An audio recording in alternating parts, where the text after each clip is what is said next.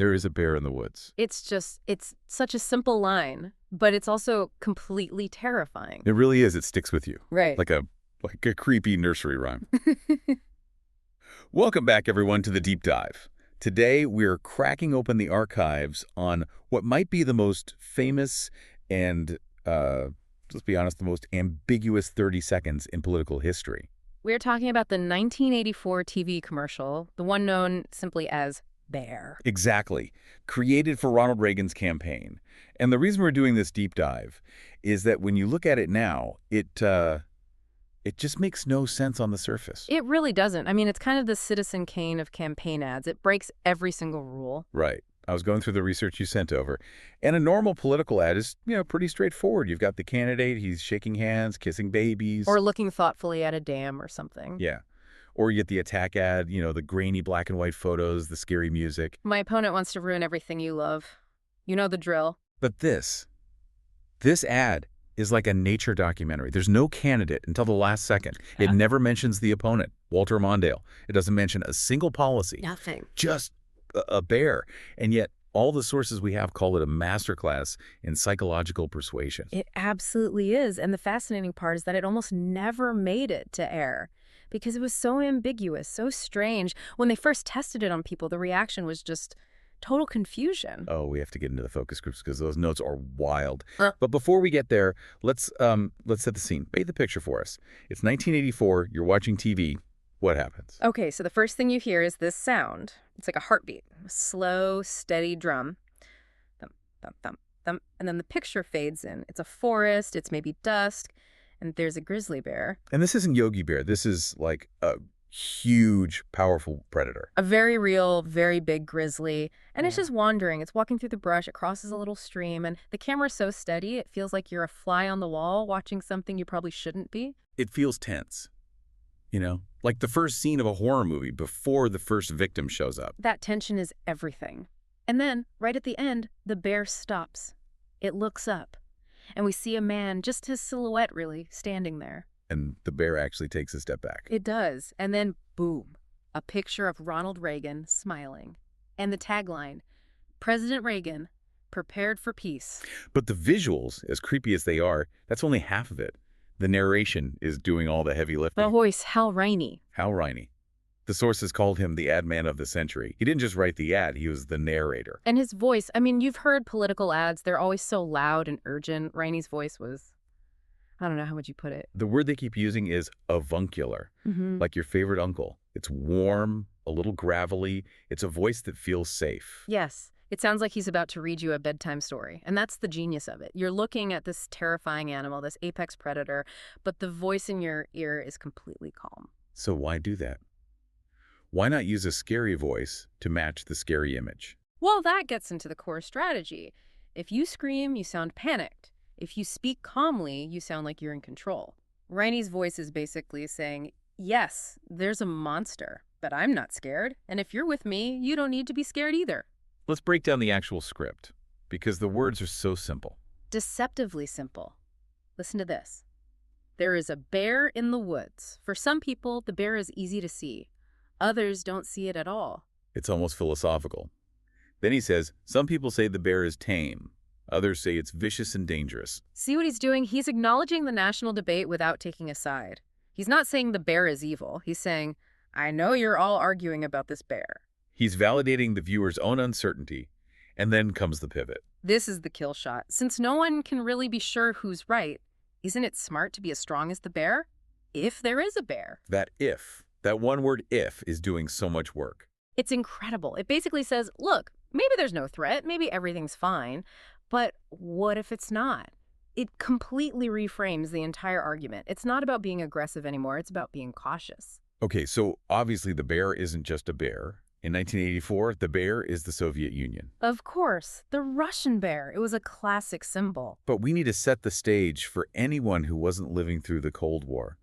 The anxiety that Reagan's pollster, Richard Worthland, was picking up on, it wasn't just, general worry. It was a deep existential dread. Right. You have to remember, this was just after, the day after, aired on TV. The movie about nuclear war. Yeah, and it terrified the country. People were genuinely afraid of nuclear annihilation.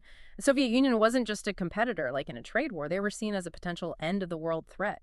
So Reagan's running for re-election on this peace through strength platform. Yeah. But that's a tricky brand, isn't it?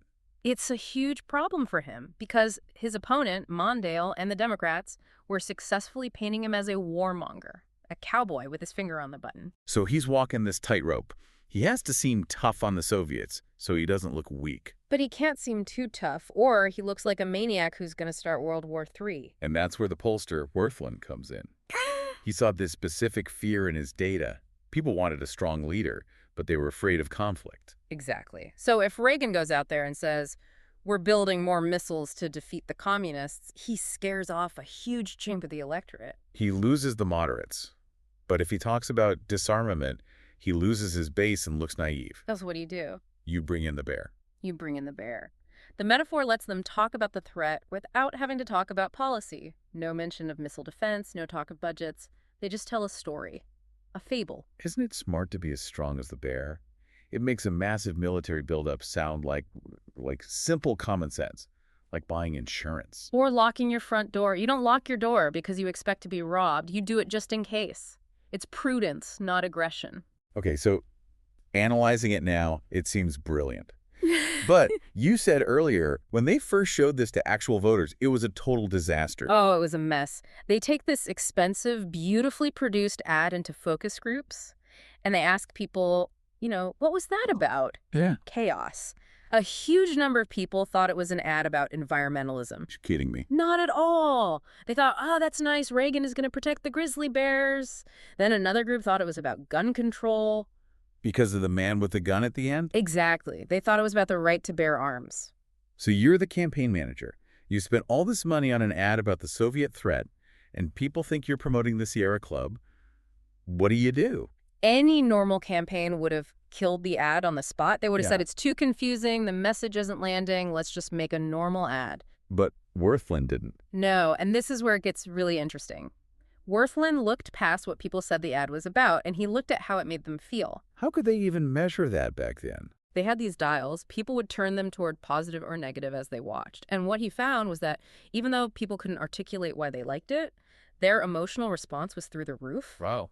They felt uneasy when the bear was alone, and then they felt a huge sense of relief and safety when Reagan's face appeared at the end.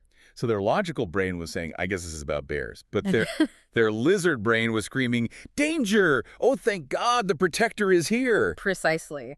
And Worthland knew that the lizard brain is the one that pulls the lever in the voting booth.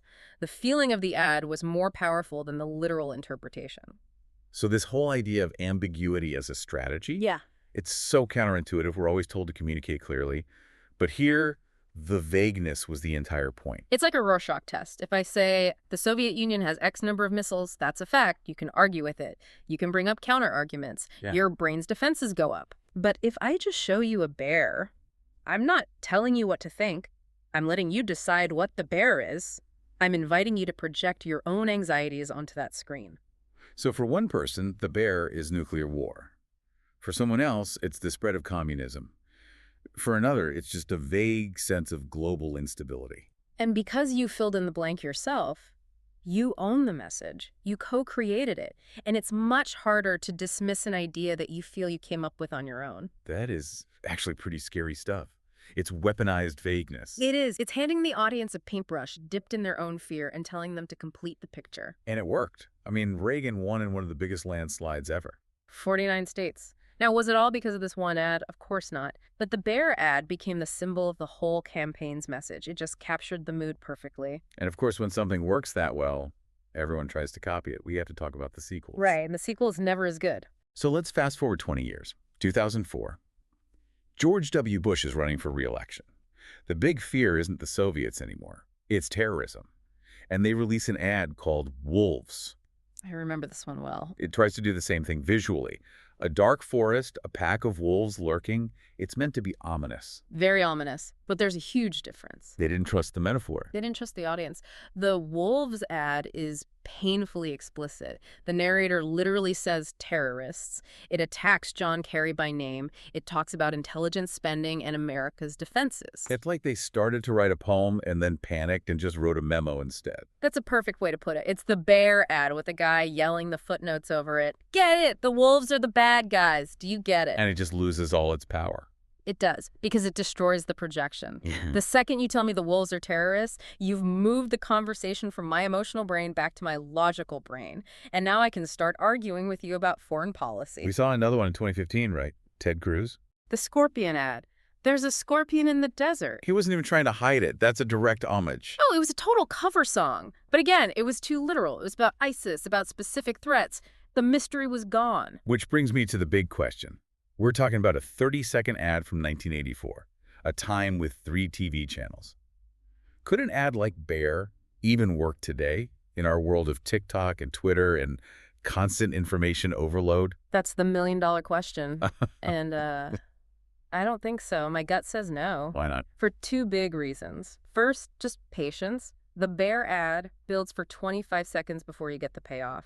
In our world, you have maybe 5 seconds to hook someone before they hit skip ad. A slow shot of a bear walking. I'm gone. I'm on to the next thing. A second reason. The speed of the counterattack. In 1984, the ad ran, and that was it. Today, the moment that aired, there'd be 1,000 memes. Someone would edit it with goofy music. Someone would replace the bear with a Winnie the Pooh character. The internet would deconstruct it instantly. Yes.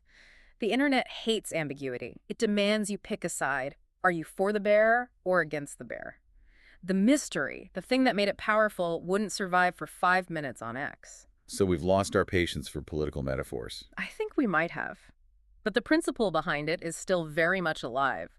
The most powerful messages are still the ones that make you feel something first. They just have to work faster. It's not a 30-second fable. It's a scary-sounding headline, a single, shocking image. Exactly. Look for the bears in your own newsfeed. They aren't nature videos anymore. They're the headlines that hint at a conspiracy, the vague warnings about them or the globalists. Wow. It's the same mechanic. Yeah. Some people say the system is rigged. Others say it isn't. But since no one can be sure. Isn't it smart to be prepared if there is a threat? It's the exact same if. It's using doubt and ambiguity to plant a seed of fear. So we haven't outgrown the bear. The bear just learned how to use social media. And it probably has a verified checkmark now. That's a truly chilling thought. But it really brings it all home. This wasn't just a clever commercial. It was a blueprint for how to bypass our rational minds and speak directly to our fears. And it's a really good reminder for all of us. When you see something online that makes you feel that jolt of fear or anger, just pause for a second and ask, who's telling this story? And what are they trying to sell me? A very fine line. It's the only line that matters. Well, this has been fascinating. I'm definitely never going to look at a wildlife documentary the same way again. Just remember, sometimes a bear in the woods is just a bear in the woods. But in politics, it almost never is. Words to live by. Thank you for listening to this deep dive. Keep an eye out for the bears in your feed, and we'll see you next time.